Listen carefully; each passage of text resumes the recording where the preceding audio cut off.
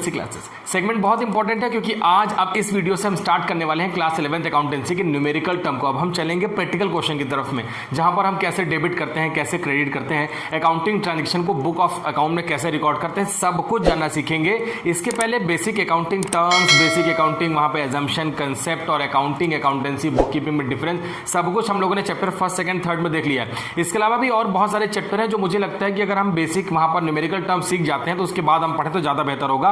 तो ये chapter number 7 है जिसको आज हम यहां पर स्टार्ट कर रहे हैं, और चैप्टर नंबर 7 के बाद ही हम आगे बढ़ेंगे। और जब एक पर्टिकुलर लेवल तक हम न्यूमेरिकल क्वेश्चन सॉल्व करना सीख जाएंगे तो वापस से हमारे जो चैप्टर लेफ्ट रह गए हैं, चैप्टर नंबर 4, 5 और 6, उसे हम कंप्लीट करेंगे। ऐसा मेरा पर्सनल एक्सपीरियंस है कि अगर हम न्यूमेरिकल क्वेश्चन सॉल्व कर लेते हैं ना बच्चों, तो हमारे लिए बहुत ईजी हो जाएगा। अपने जो बचे हुए चैप्टर है प्रीवियस, उसको हम आसानी से पढ़ सकते हैं। ऑटोमेटिकली आप लोगों के प्रीवियस चैप्टर्स के कंसेप्ट ऑलमोस्ट बहुत सारे क्लियर हो जाएंगे, तो बहुत कम मेहनत करनी पड़ेगी और वो कंसेप्ट आपके क्लियर हो जाने वाले हैं। तो हम स्टार्ट करेंगे न्यूमेरिकल टर्म।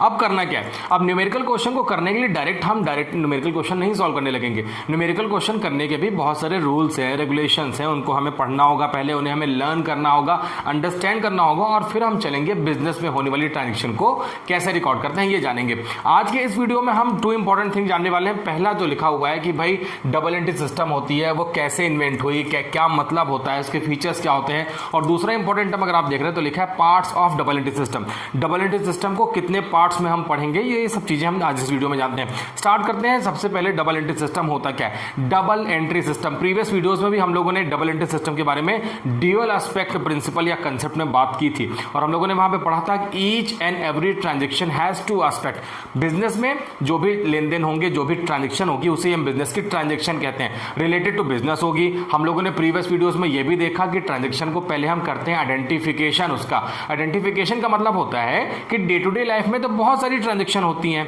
कई बार हम ऐसी ट्रांजेक्शन करते हैं जिसका रिलेशन बिजनेस से नहीं होता है। तो ऐसी बिजनेस ट्रांजेक्शन, ऐसी ट्रांजेक्शन जिसका डायरेक्ट रिलेशन बिजनेस से नहीं है, उसे हम अपने बुक्स ऑफ अकाउंट का पार्ट नहीं बनाते हैं। प्रीवियस वीडियो में बहुत क्लियर है, आप लोगों के माइंड में सेट हो चुका है। तो सबसे पहले हमने करना था आइडेंटिफिकेशन। आइडेंटिफिकेशन करने के बाद में हमने चेक करना था कि भाई ये पर्टिकुलर ट्रांजेक्शन बिजनेस से रिलेटेड है कि नहीं है। आइडेंटिफाई कर लेंगे, क्लियर हो जाएगा। आइडेंटिफिकेशन करने के बाद में हमने सेकंड स्टेप में देखना था कि हम उस पर्टिकुलर ट्रांजेक्शन को जिसे हमने आइडेंटिफाई किया है, क्या उसका मॉनेटरी इवैल्यूएशन पॉसिबल है कि ट्रांजेक्शन है तो बहुत इंपॉर्टेंट, देखने से लग भी रहा है कि हाँ भैया ये बिजनेस की ट्रांजेक्शन है, लेकिन हम उसका मनी मेजरमेंट नहीं कर पा रहे हैं। ऐसे केस में अगर किसी भी बिजनेस ट्रांजेक्शन का, भले ही वो बिजनेस से डायरेक्ट रिलेशन लगती हो, लेकिन हम उस बिजनेस ट्रांजेक्शन का अकाउंटिंग टर्म में इवैल्यूएशन, मॉनेटरी टर्म में नहीं कर पा रहे हैं, तो ऐसी ट्रांजेक्शन को हम बुक्स ऑफ अकाउंट का पार्ट नहीं बनाते। बुक्स ऑफ अकाउंट का पार्ट नहीं बनाते मींस कि उसे हम अकाउंट्स में इन्वॉल्व नहीं करेंगे। तो बहुत सारे बेसिक टर्म्स हैं जिसको हम अब यूज करना सीख गए, क्योंकि हमने बेसिक अकाउंटिंग टर्म्स में यही सब टर्म्स देखे हैं। जैसे मैंने आपसे कह दिया कि बुक्स ऑफ अकाउंट में, तो बुक्स ऑफ अकाउंट का मतलब होता है कि हम अपने अकाउंट्स में मेंटेन कर रहे हैं, ठीक है। अभी करना क्या है, अब हमने ट्रांजेक्शन को आइडेंटिफाई कर लिया, हमने उसका मनी मेजरमेंट कर लिया, और अब हमें करना है ट्रांजेक्शन को रिकॉर्ड। और अब हम रिकॉर्डिंग करेंगे थ्रू डबल एंट्री सिस्टम। तो जो वेलकम गेट है जहां से हमारी ट्रांजेक्शन बुक्स ऑफ अकाउंट की तरफ मूव करेंगी, उसी वेलकम गेट को हम कहते हैं कि अब हम ट्रांजेक्शन को through means double entry system के एस्पेक्ट को फॉलो करते हुए वहां पर एंट्री को पास करेंगे, बुक्स ऑफ अकाउंट में ट्रांजेक्शन को बुक करेंगे। मामला क्लियर हो गया कि कैसे करना है। तो एक हायरार्की, एक सीक्वेंस आपको सबसे पहले पता होना चाहिए कि ट्रांजेक्शन को आइडेंटिफाई करेंगे, मनी मेजरमेंट करेंगे, now transaction should be recorded. अब रिकॉर्ड करना है। अभी करना क्या है, अब हमें देखना है कि ट्रांजेक्शन को रिकॉर्ड करने के लिए जो सिस्टम हम रिपीटेडली कई दिनों से बात कर रहे हैं, कई वीडियोस में बात कर लिए, आज हमने बात कर ली डबल एंट्री सिस्टम। तो पहले डबल एंट्री सिस्टम की थोड़ा सा हिस्ट्री देख लेते हैं। डबल एंट्री सिस्टम जो है वो एक यूनिवर्सल अकाउंटिंग सिस्टम है जिसे हम बात करते हैं कि हम इंटायर वर्ल्ड में एप्लीकेबल करते हैं। मैंने आपसे प्रीवियस वीडियोस में जब पढ़ा था कि अकाउंटिंग साइंस और आर्ट है, तो मैंने आपसे कहा था यूनिवर्सल फिनोमिना है कि इंटायर वर्ल्ड में हम एप्लीकेबल करते हैं डबल एंट्री सिस्टम को। डबल एंट्री सिस्टम में जो रूल्स रेगुलेशन है उसे हम गोल्डन रूल्स कहते हैं। वो क्या होते हैं इस वीडियो में नहीं जानेंगे, उसके लिए हम अपने नेक्स्ट वीडियो में बात करेंगे। तो बहुत सारे यूनिवर्सल रूल्स बने हुए हैं, जनरली एक्सेप्टेड अकाउंटिंग प्रिंसिपल्स का ध्यान रख के उन रूल्स को बनाया गया है। गैप जिसके लिए हमने एक सेपरेट वीडियो बनाया है, और हमने वहां पर देखा था कि जनरली एक्सेप्टेड होते हैं प्रिंसिपल्स और उन्हें हम कॉमन वे में एप्लीकेबल करके रिकॉर्डिंग ऑफ ट्रांजेक्शन करते हैं। अब हमें रिकॉर्डिंग ऑफ ट्रांजेक्शन करनी है डबल एंट्री सिस्टम से। डबल एंट्री सिस्टम एक oldest form of accounting system है जिसे इन्वेंट किया गया था 1494 में, और यह इन्वेंशन हुआ था इटली के वेनिस सिटी एक सिटी में, वेनिस सिटी एक जगह का नाम है, तो वहां पर हुआ था। और इसे इन्वेंट करने वाले जो थे उसे हम कहते हैं Luca Pacioli. Luca Pacioli normally जो उस टाइम पे एक मैथमेटिशियन थे और एक चर्च के फादर भी थे। वो अब चर्च के फादर थे, उन्होंने एक बुक लिखी थी और उसके बाद बहुत सारे ऑथर्स ने फिर वहां पर जो होते गए और उन्होंने बहुत सारे डबल एंट्री सिस्टम में चेंजेस किए। लेकिन अगर हम बोलते हैं कि father of double entry system, तो वो कहे जाते हैं ल्यूका पेसियोली, जो रहते थे इटली के वेनिस सिटी शहर में, और वहां से उन्होंने एक सिस्टम डेवलप किया। उन्होंने ऑब्जर्व किया कि किसी भी बिजनेस ट्रांजेक्शन को करते में हमारे पास 2 अकाउंट्स में वहां पर कुछ ना कुछ ट्रांजेक्शन होती हैं, और वो 2 अकाउंट्स कौन कौन से होते हैं ये भी हम अपने नेक्स्ट वीडियो में जानेंगे। तो डबल एंट्री सिस्टम हमने उसकी ब्रीफ जान ली कि कहां से इन्वेंशन हुआ था और इन्वेंट करने वाले कौन थे, ये हमने जान लिया। अब हमें देखना है कि डबल एंट्री सिस्टम का मीनिंग क्या होता है। मीनिंग का मतलब होता है जो भी बिजनेस ट्रांजेक्शन जो हमें बुक्स ऑफ अकाउंट में रिकॉर्ड करनी है, जब हम किसी भी बिजनेस ट्रांजेक्शन को बुक्स ऑफ अकाउंट में रिकॉर्ड करेंगे तो एटलीस्ट 2 अकाउंट्स का वहां पर हमें ट्रांजेक्शन रिलेटेड दिखाई देंगी।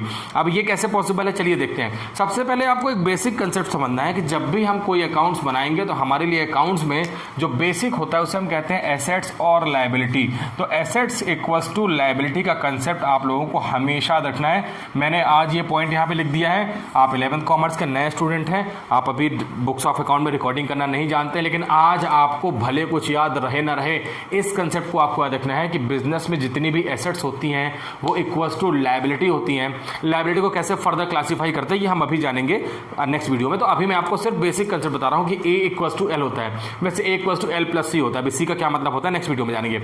तो यहाँ पर एसेट्स इक्वल्स टू लायबिलिटी होता है, और बिजनेस में जो भी हम ट्रांजेक्शन रिकॉर्ड करते हैं डबल एंट्री सिस्टम के कंसेप्ट को फॉलो करते हैं, और वहां पर अल्टीमेटली हर ट्रांजेक्शन के बाद में बिजनेसमैन ये चेक कर सकता है कि बिजनेस की एसेट्स इक्वल्स टू लायबिलिटी हो रही कि नहीं हो रही है। अभी आपको सुनने में थोड़ा सा अजीब लग रहा होगा कि एसेट्स और लायबिलिटी कैसे इक्वल हो सकती हैं, तो आपके सारे डाउट क्लियर हो जाएंगे आप हमारे साथ अगर लगातार वीडियो में बने रहते तो। अब यहाँ पर समझना यह कि हमने कोई बिजनेस ट्रांजेक्शन की तो या तो हमने पढ़ा कि डबल एंट्री सिस्टम मींस कि किसी भी डबल साइड में इफेक्ट पड़ेगा। वो डबल साइड कैसे हो सकते हैं, वो एसेट साइड के ही हो सकते हैं लेकिन इंपैक्ट डबल होगा, या वो लायबिलिटी साइड के भी हो सकते हैं, इंपैक्ट डबल होगा, या वो एसेट्स और लायबिलिटी साइड के हो सकते हैं तो इंपैक्ट डबल होगा। तो इंपैक्ट डबल होना चाहिए। साइड जो होंगे वो 2 साइड्स होंगे, जिसमें हम एक साइड को बोलते हैं डेबिट और दूसरे साइड को बोलते हैं क्रेडिट। तो डेबिट और क्रेडिट साइड के इंपैक्ट को लेते हुए किसी भी बिजनेस ट्रांजेक्शन को रिकॉर्ड करने को ही हम कहते हैं डबल एंट्री सिस्टम। अब टेक्निकल टर्म होता जा रहा है कि डेबिट क्या होता है, क्रेडिट क्या होता है। मैंने आपसे कहा थोड़ा वेट करेंगे, नेक्स्ट वीडियो में डिस्कशन करेंगे। इस वीडियो में जानना है कि जब हम किसी ट्रांजेक्शन को करते हैं तो डबल एस्पेक्ट कैसे होता है। एक एग्जांपल समझते हैं।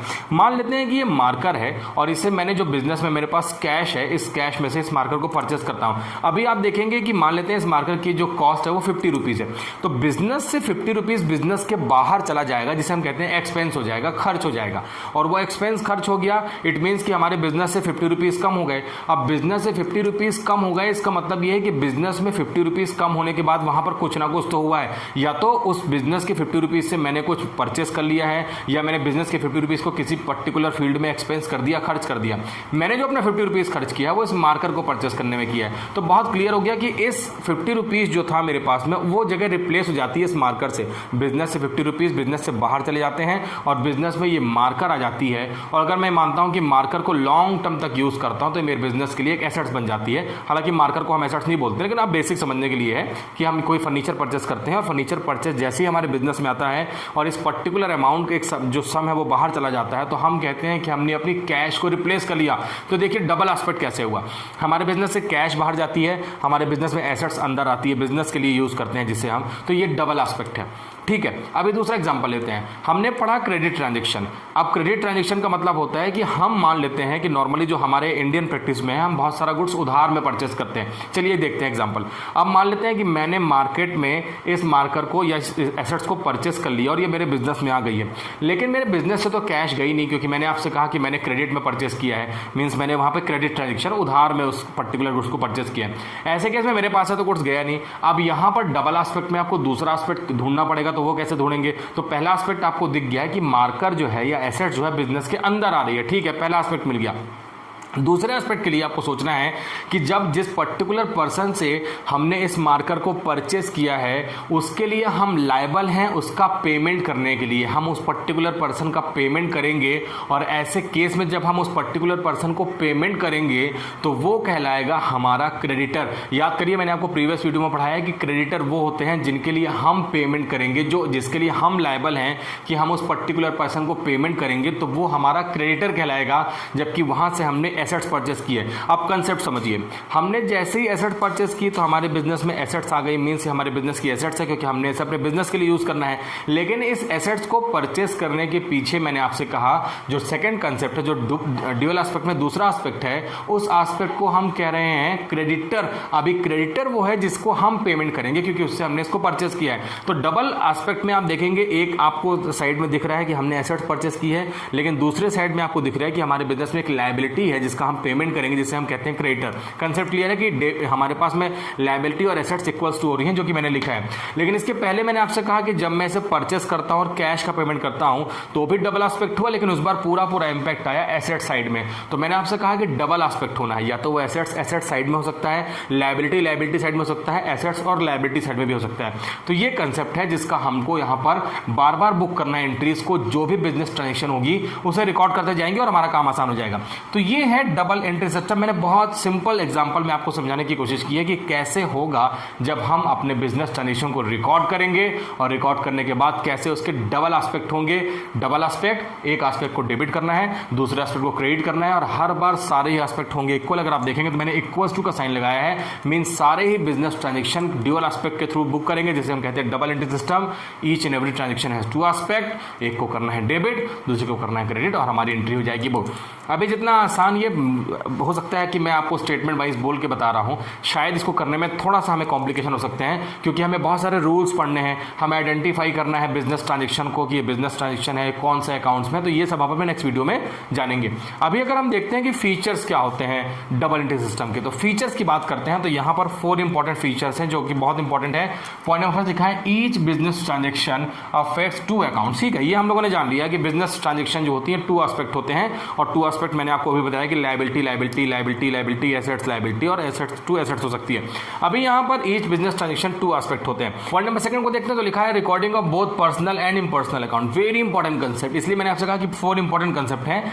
जब हम किसी भी बिजनेस ट्रांजेक्शन को रिकॉर्ड करेंगे तो हम लोगों ने देख लिया कि 2 इफेक्ट्स होंगे वहां पे, जैसे हम एक को करना है डेबिट और दूसरे को करना है क्रेडिट। लेकिन यहीं पर लिखा हुआ है कि जब हम किसी बिजनेस ट्रांजेक्शन को डन करेंगे तो ऐसा कभी भी नहीं होगा कि वहां पर सिर्फ हम पर्सनल अकाउंट के थ्रू ही बुक कर लें, या मैं अगर आपसे कहूं कि वहां पर सिर्फ इम्पर्सनल अकाउंट के थ्रू कर लें, तो ये कभी पॉसिबल नहीं होगा। जब भी हम किसी अकाउंट्स को मेंटेन करेंगे तो वहां पर पर्सनल और इम्पर्सनल दोनों का ही कॉम्बिनेशन होगा, तभी बिजनेस ट्रांजेक्शन हो पाएगी। एग्जाम्पल के साथ देखिए, जैसे ही मैं इसको किसी पर्सन से परचेस करता हूं तो ये किसी पर्टिकुलर पर्सन से परचेस की होगी, किसी बिजनेस से मैंने परचेस की होगी, तो वो जो पर्सन है तो वो पर्सनल अकाउंट है, और उसके बदले मुझे मिला है ये मार्कर, ये इम्पर्सनल अकाउंट है। तो यहां पर जो भी ट्रांजेक्शन है उसका पर्सनल और इम्पर्सनल से रिलेशन होना ही होगा, तभी हम उस बिजनेस ट्रांजेक्शन को रिकॉर्ड कर पाएंगे, वो बिजनेस की ट्रांजेक्शन बन पाएगी। पॉइंट नंबर 3 लिखा है recording made according to some specific rule, जिसके बारे में मैंने आपसे कह दिया कि हम नेक्स्ट वीडियो में बात करेंगे। तो बहुत सारे रूल्स हैं, बहुत सारे रेगुलेशन हैं, उसको हमें अच्छे से समझना होगा, और उसके बाद में कौन सा रूल किस सिचुएशन के लिए फिट बैठेगा उसके बाद हम मेंटेन करेंगे बुक्स ऑफ अकाउंट। तो ये है कि जो भी रूल्स वहां पर है उसके अकॉर्डिंग हमें यहां पर एंट्रीज पास करनी है। और लास्ट पॉइंट लिखा है प्रिपरेशन ऑफ ट्रायल बैलेंस।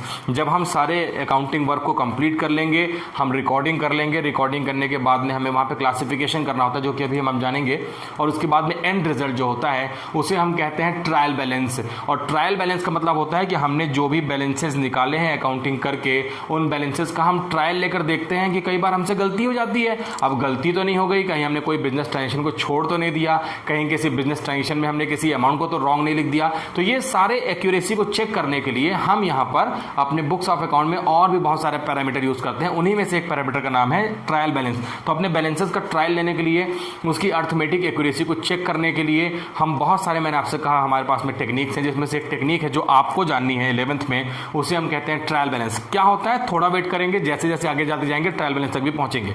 अब इंपॉर्टेंट टर्म है parts of double entry system, very important, ये भी बहुत इंपॉर्टेंट है।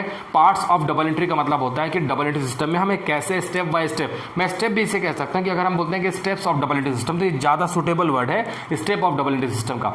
तो सबसे पहले हम लोगों ने आपको वीडियो के स्टार्टिंग में बता दिया है कि डबल एंट्री सिस्टम के लिए सबसे पहला काम आपको करना ये है कि आपको ट्रांजेक्शन को आइडेंटिफाई करना है।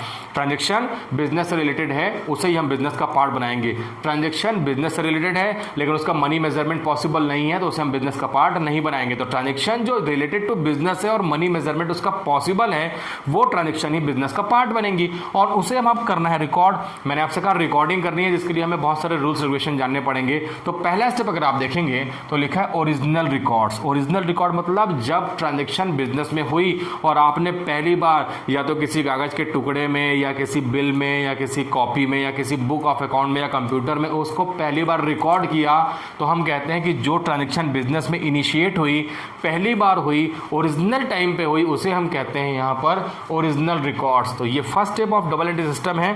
हम जो रिकॉर्डिंग करेंगे हमें वो करनी है स्पेसिफिक रूल्स रेगुलेशन को फॉलो करते हुए, और वो रिकॉर्डिंग करनी है जिसे हम कहते हैं डबल एंट्री सिस्टम के फॉर्म में, जिसके लिए रूल्स होते हैं, उसे फॉलो करते करेंगे, देखेंगे कैसे होते हैं।